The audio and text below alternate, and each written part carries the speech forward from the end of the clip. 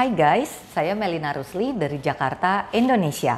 Seperti yang saya katakan di teaser saya kemarin, bahwa saya akan mengupas sebuah skill yang menjadi faktor penting dalam kehidupan kita maupun dalam mengembangkan sebuah bisnis.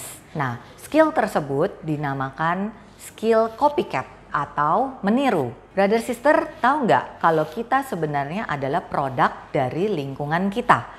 Kita dari kecil, dari kita mulai lahir, sebenarnya kita sudah mengamati semua yang ada di sekitar kita. Ya, mulai dari yang namanya tingkah laku orang tua kita, apa yang mereka katakan, bahasa yang mereka gunakan, itu semua sudah kita amati dari kita kecil. Dan semua yang kita amati akan terekam oleh mata kita dan masuk ke dalam memori mainnya kita, tersimpan di dalam memori mainnya kita. Contoh ya, waktu kita kecil, kita mengamati tingkah lakunya orang tua kita, kakek nenek kita, apa yang mereka katakan kepada kita, apa yang pengasuh kita lakukan kepada kita, semuanya terekam dengan sangat baik. Dari tante, dari om, dari orang-orang sekitar. Nah, ketika kita mulai sekolah, kita mulai merekam dari teman-teman di sekitar kita. Dengan siapa kita berteman, pada akhirnya akan mempengaruhi cara kita berpikir. Dan juga dari guru-guru kita. Dan juga dari idola, seorang artis yang diidolakan kita. Maka kita akan mengikuti dari mulai apa liburan yang dia suka, cara berpakaiannya, hairstyle rambutnya, kemudian apa yang dia lakukan sehari-hari, semuanya, gaya berdiri, gaya duduk, gaya berpikir, semuanya akan kita amati dan akhirnya kita tiru. Dan kebayang nggak Bapak Ibu, dari proses yang terakumulasi dari kita kecil hingga kita menyadari kita sudah masuk menjadi satu yang namanya karakter, kepribadian, tingkah laku dari kita sendiri. Dan berujung menjadi sifat dari manusia itu sendiri. Dan juga brother sister, kebayang nggak dengan kemajuan zaman teknologi sekarang, di mana semua serba internet. Dan di internet begitu banyak hal-hal informasi yang bisa didapatkan. So, even seorang anak kecil aja, dia bisa dengan sangat mudah browsing di Google, di YouTube, dan kemudian keluar sejumlah informasi, video, foto, atau apapun yang pada akhirnya disitulah terekam oleh matanya, dia mulai amati dan perlahan-lahan dia mulai tiru. Contohnya aja ya, saya punya keponakan, masih sangat kecil-kecil, tapi mereka sudah pandai sekali membuka yang namanya iPad ataupun handphone orang tuanya di YouTube. Di YouTube dia mulai browsing, mulai dari lagu-lagu, film, video, dan lain-lain. Memang terkesan simple ya, anak kecil, dan lagu-lagunya lagu-lagu anak kecil. Tapi kebayang nggak Bapak Ibu, mulai dari bahasa, karena sekarang ini bahasa banyakan Inggris, bahasa Inggris. Tanpa disadari itu sudah terekam dari dia kecil, dari dia sebelum 1 tahun. Ya, ketika lagi makan mulai ditayangkan videonya. Dan tahu nggak, makanya sekarang ini anak-anak sekarang sangat mudah sekali untuk yang namanya menerima bahasa Inggris. Bahkan bahasa yang mereka lebih fasih untuk katakan adalah berbahasa Inggris. Karena itu sudah terekam dari mulai mereka mengenal yang namanya hal-hal, mulai belajar merekam, mengamati. Semua itu didapatkan dari video. Nah, kesimpulannya brother sister, kalau apa yang di sekitar kita adalah hal-hal yang positif ataupun apa yang kita browsing dari internet merupakan hal-hal yang positif, maka itu akan berdampak baik bagi kita. Tapi kebayang nggak kalau misalnya segala sesuatu yang datang dan ada di sekitar kita adalah hal-hal yang negatif, maka itu juga yang akan direkam, diamati, dan ditiru oleh si manusia itu sendiri. Otomatis berdampak tidak baik bagi manusia itu. So, kesimpulannya, siapa dan apa yang kita amati dan tiru menjadi sangat penting. Karena ini semua terakumulasi dan akan menentukan masa depan kita sendiri. Makanya ada satu pepatah mengatakan, kita adalah produk dari lingkungan kita. Kita adalah apa yang kita pikirkan, dengan siapa kita bergaul, dan buku apa yang kita baca. So, keseharian yang terjadi di dalam hidup kita, yang kita amati, kita lihat, kita tiru, itu semua pada akhirnya akan menjadi satu kesimpulan dan membentuk yang namanya sifat dari manusia ini sendiri. So, be the master of copycat. yang pastinya meniru hal-hal yang positif dan baik ya. Nah, begitu pula untuk mengembangkan bisnis kita ini. Faktor ini menjadi salah satu faktor yang sangat penting sekali dan berpengaruh besar di dalam mengembangkan bisnis kita. Faktor ini dinamakan dengan istilah duplikasi. Duplikasi merupakan salah satu pondasi dari 9 pondasi yang sangat penting di dalam menjalankan bisnis ini. Kunci duplikasi adalah trust, follow, humble, disiplin, dan konsisten. Dan ini semua harus dilakukan sepenuh hati, 100%. Artinya tidak bisa ada negosiasi ataupun less than 100%. Saya jadi teringat perkataan mentor saya dulu mengatakan ke saya bahwa jalankan bisnis ini dengan benar sejak awal. Nah, proses duplikasi ini sudah harus diterapkan dari sejak kita join di bisnis ini. Waktu awal kita belum memimpin siapapun, tapi ada satu orang yang kita pimpin, yaitu diri kita sendiri. Jadi di awal kita menjalankan bisnis ini, kita mulai dengan mengamati. Mengamati siapa? Mengamati mentor kita, mentor pembimbing kita pastinya ya, dan leader-leader kita lainnya. Dan apa yang diamati mulai dari cara mengundang, kemudian cara presentasi, cara follow up, cara closing, dan cara follow through. Dan juga cara mengembangkan tim dalam bisnis ini. Dan ini semua terjadi dari awal sejak kita start join, kemudian mengejar mentor, dan kemudian naik eksekutif mentor, senior mentor, grand mentor star 1, star 2, star 3, star 4, and forever. Artinya tidak ada kata finish dalam duplikasi. Dan ketika duplikasinya sudah terjadi dengan sangat baik, maka apa yang brother sister bisa dapatkan? Sebuah multiplikasi yang sangat cepat di dalam sebuah bisnis ini. Yang dulu dikatakan oleh mentor saya adalah exponential growth. Exponential growth. Karena bisnis ini bukan yang namanya pertambahan, tapi multiplikasi. Dan itu sangat cepat sekali grow-nya.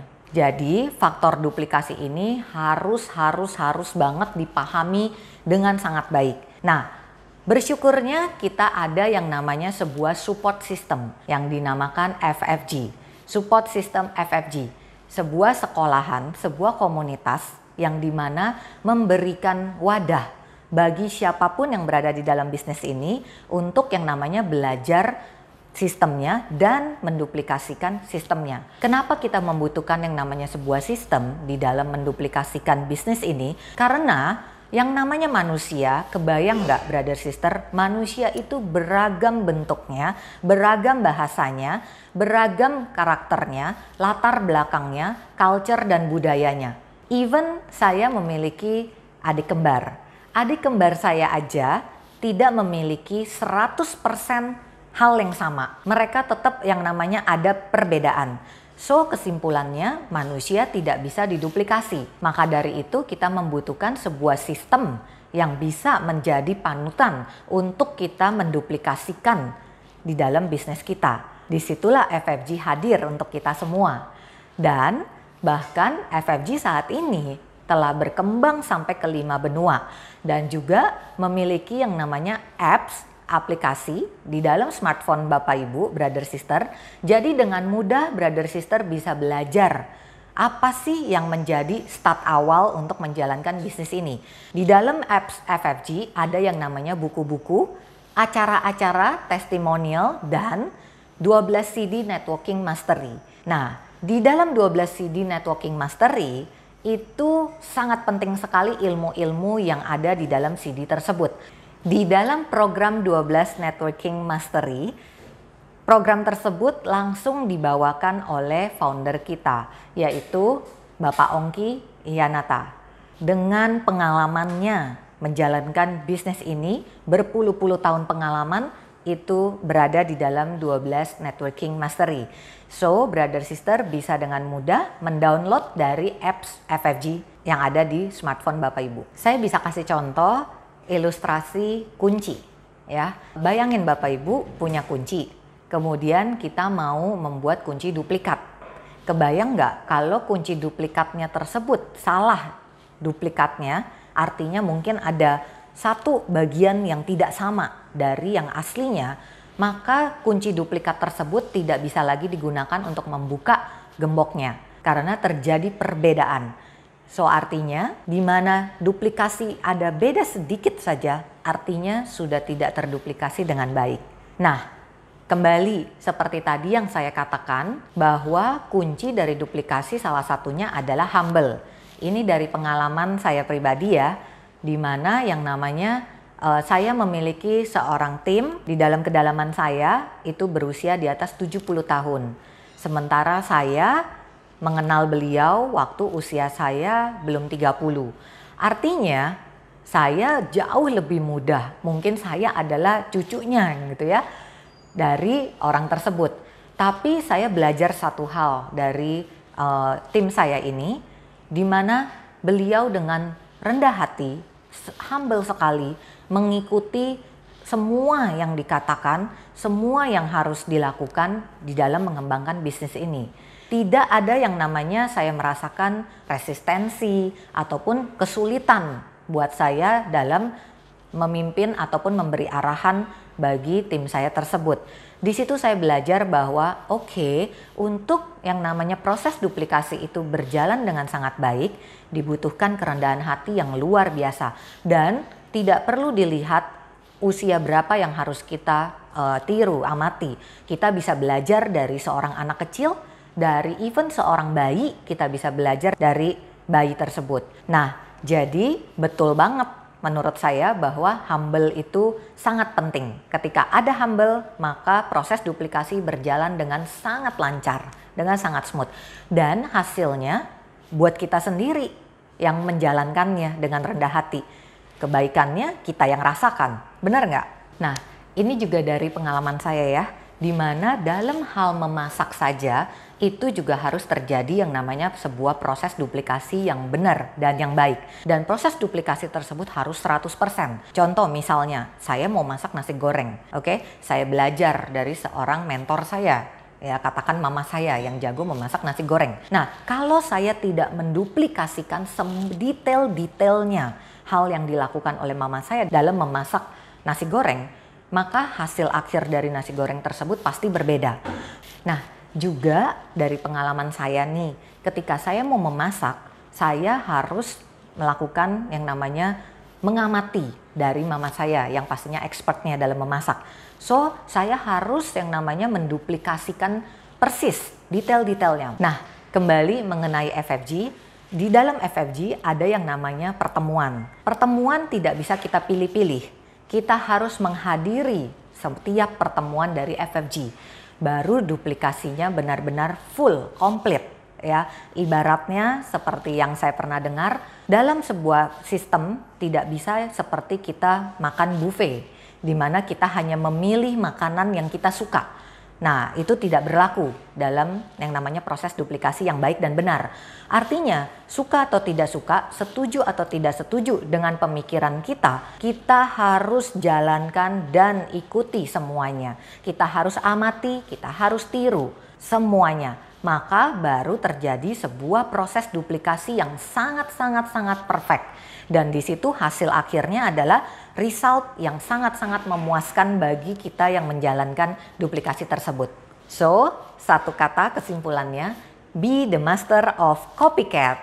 Ya, dan terakhir dari saya, Bapak Ibu konsultasikan kembali kepada mentor-mentor Bapak Ibu untuk lebih memahami dan meng-apply apa yang namanya duplikasi di dalam mengembangkan bisnis Bapak Ibu semua. Oke, thank you, see you, bye-bye.